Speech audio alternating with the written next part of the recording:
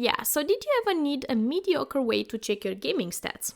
Well, Steam Replay is here, and let me tell you, it's very bad. Steam Replay is gimmicky at its best and straight up useless at its worst. In this video, I'm gonna tell you exactly what's wrong with Steam Replay and how to improve it. But first, what the heck is Steam Replay? Hey kid, hey, psst, do you want some stats? Yeah, stats. Stats. Steam Replay is an amalgamation of stats and information you get at the end of every year from Steam. These stats include what games you played during the year, how much of each game, and your game preferences. It's literally Spotify wrapped, but for Steam. And it's bad. But Ember, I hear you say. I love reading stats. I want to know what game I played the most. I want to know how many hours I spent playing last year. Ha! See, this is exactly where you are wrong, dear viewer. Why? Steam won't tell you that. Steam is gonna give you a bunch of stats, a ton of them. But God forbid Steam tell you how many hours you spent playing. Let me show you some examples. This is my 2024 Steam Replay. As you can see, my most played game was Dead by Daylight with 58% of my total playtime last year. Cool! So how much is my total time, Steam? Steam? How much is it, Steam? Yeah, so it turns out Steam won't tell you how much you played in total last year, which is arguably one of the most important stats you can have. I don't care about what genres I play. I wanna know precisely how many hours of my life I wasted doing this.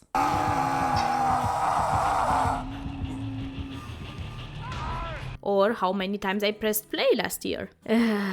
But hey, at least it tells you how much percent of your total secret time you spent in a specific game. That way, I went back and with the help of a nerd's lord and savior, mathematics, I could calculate that in the tracked time I played a total of 833 hours or an average of 2 and something hours a day. Cool, cool. It would have been a lot easier if Steam told me that. Useless. But at least I could calculate how much I played all year, right? Right? Wrong again. Why? Well, because guess what? Steam doesn't track all year round. It tracks from the 1st of January until the 14th of December. And how do I know that? Oh, look at that. Steam itself tells you. Arguably, the time people play the most is not tracked. The holidays. Great. Now I have to track these and manually put them into my stats. What do you have to say about this, Steam? Oh, god damn it! Alright, so Steam doesn't provide the hours you play in the Steam Replay, and it doesn't track all year. No biggie, the provided info is at least good, right? No. Some of the stats I got were outright wrong or just confusing. As an example, look at this pie chart here. It should show you how much of your time went into new games, recent games, or the classics. The chart also provides you explanation, as in new games are the ones that came out in 2024, recent ones are the ones that came out 1 to 7 years ago, and the classics are games that are older than 7 years. Alright, cool. So why the fuck does my graph show my most playtime being in new games then? Last time I checked, DBD came out in 2016. We celebrated its 8th anniversary this summer. My second most played game was 7 Days to Die. That game came out in fucking 2013. How is that not new? My third played game was Inscription, which came out in 2021. That game should be considered recent, not new. But Ember, technically 7 Days to Die got its official release this year, and DBD is a game that gets new content and chapters every 3 months. Alright, 7 Days to Die is fair game. They changed their release date on the official game store, so I can live with it being considered a new game, even though it isn't. But Dead by Daylight? Dead by Daylight is ancient in gamer terms. Yeah, they got new updates and releases every now and then, but the game officially released in 2016, as it says in the game store. So tell me, how is my most playtime in new games if the game I played the most is theoretically a classic? Make it make sense. Also, what is this useless list? Steam.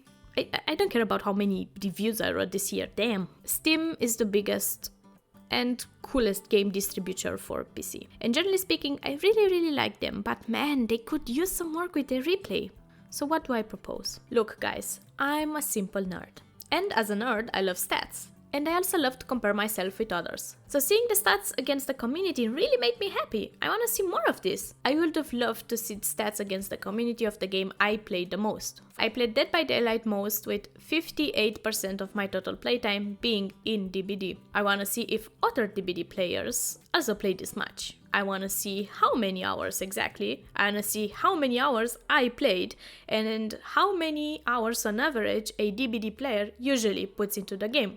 I wanna compare that. I wanna see a game-by-game comparison where I get to compare how long my sessions are on average, when I play the most and what I play the most. Another thing I'd love to see is the game developers being included in the Steam replay. I wanna see them send sweet little messages to the people that played their game the most that year, the way Spotify does it. Imagine being able to get a skin or some sort of in-game reward for playing your favorite game the most that year. I bet there are a lot of other cool things that could be implemented with this.